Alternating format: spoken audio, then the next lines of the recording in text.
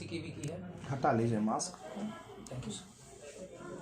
2 बार मैं मेंस भी दिया हूँ। मैं यूपी पीसीएस के भी मेंस में अपियर हुआ हूँ। और बीपीएससी में मेरा पहला इंटरव्यू है। और साथ साथ मैं कोचिंग इंडस्ट्री में भी अपने टेम्प्रेरी रूप में एम्प्लॉयड हूँ। कौन सब्जेक्ट पढ़ा रहे हैं? ज्योग्राफी। ज्योग्राफी कहाँ पढ़ा रहे हैं? Ensemble IAS mission 50। पटना में भी? Yes sir. अच्छा, बहुत बेहतर। ज्योग्राफी तो जानकारी होगी अच्छी। जितनी जानकारी मुझे चाहिए इस एग्ज़ाम के लिए संभवतः मैंने उतनी तैयारी की है। मानसून का फटना और बादल का फटना में अंतर क्या है?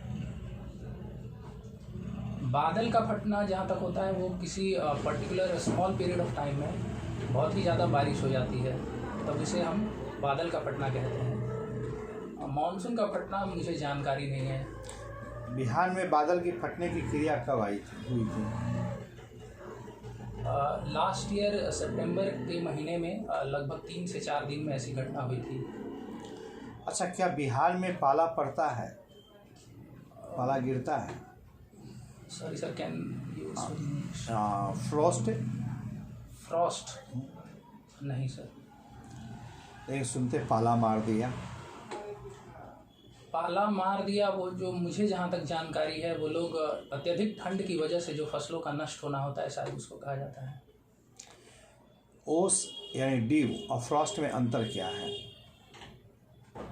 ड्यू और फ्रॉस्ट में उनके आकार में अंतर होता है, जैसे वो शेप में भी अंतर होता है। फ्रॉस्ट जो होता है वो नुकीली होती है, ड्यू जो होता है वो लिक्विड होता है।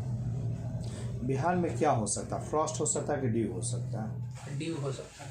अच्छा, पराली की समस्या बिहार में नहीं देखने को मिला, जबकि पंजाब हरियाणा में ज़्यादा समस्या देखने मिला है। कारण क्या है? पंजाब और हरियाणा में एग्रीकल्चरल इनपुट्स बहुत ही बेहतर तरीके से मिलते हैं। इंफ्रास्ट्रक्चर भी उनका बहुत बढ़िया है। ग्रीन रेवोल्यूशन 1 में उस जगह का होने का कारण उन्हें फ़ायदा मिला है। तो ऐसा होता है कि उनका एक क्रॉप होता नहीं है तो वो दूसरे पे चले जाते हैं। ऐसी हालात बिहार के सारे भागों में नहीं है। मैं ऐसा तो नहीं कहूँगा कि पराली की समस्या बिहार में नहीं है।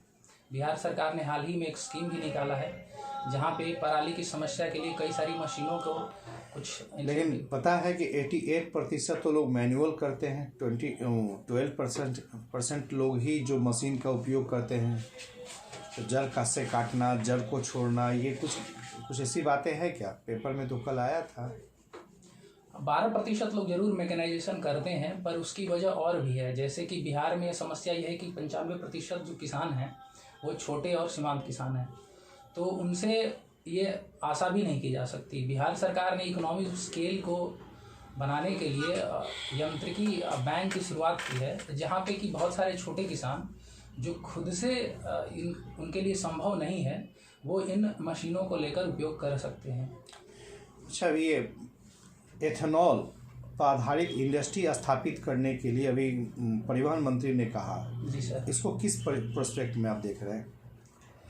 इसको हम देख सकते हैं एक तरह से कि क्लाइमेट चेंज तो एक हमारी भयावह समस्या है, दूसरा है पराली की समस्या, और तीसरा है कि फ्यूल जो हमारा इंपोर्ट डिपेंडेंसी है। इन तीनों तथ्यों को हम देखेंगे तो तीनों में ही ये हमारे लिए सहायक होगा, क्योंकि जो पहले से क्रूड ऑयल इंडस्ट्री है वो लगभग 80 से 85% हम लोग इंपोर्ट डिपेंडेंट हैं।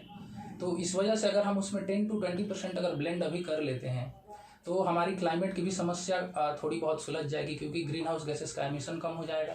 और दूसरी ये हमारे आत्मनिर्भरता को भी बढ़ाएगी।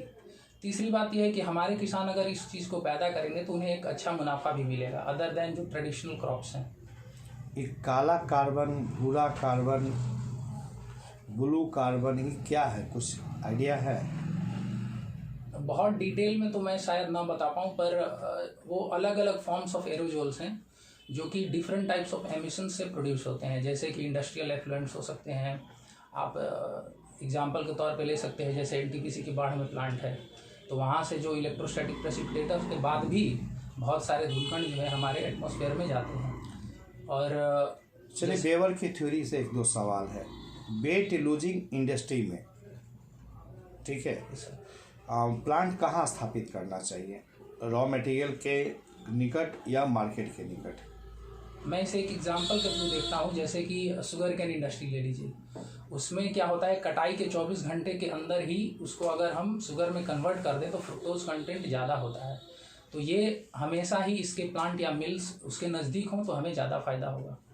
नहीं, अगर हम वेट लूजिंग की बात करें, खास करके मान लीजिए आयरन स्टील कंपनी, उसके लिए क्या बेहतर होगा?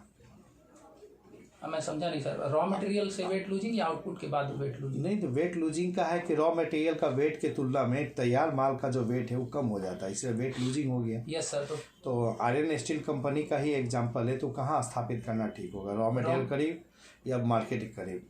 रॉ मटेरियल के करीब। अच्छा, भारत में कोई ऐसा प्लांट है खासकर आयरन स्टील प्लांट का जो रॉ मटेरियल, मतलब इसका वेबर के थ्योरी का सबसे आइडियल रूप है? वो सबसे आइडियल तो शायद मैं ना बता पाऊँ, पर मेरी जानकारी में जो डीवीसी कॉरपोरेशन बनी थी 1948 में, उस वक्त जमशेदपुर में जो टाटा स्टील प्लांट्स हैं वो छोटा नागपुर पहाड़ी के रिसोर्सेज के नज़दीक बनाए गए थे, इसी प्रिंसिपल को ध्यान में रखकर। तो टाटा तो पहले बना था, डीवीसी तो बाद में।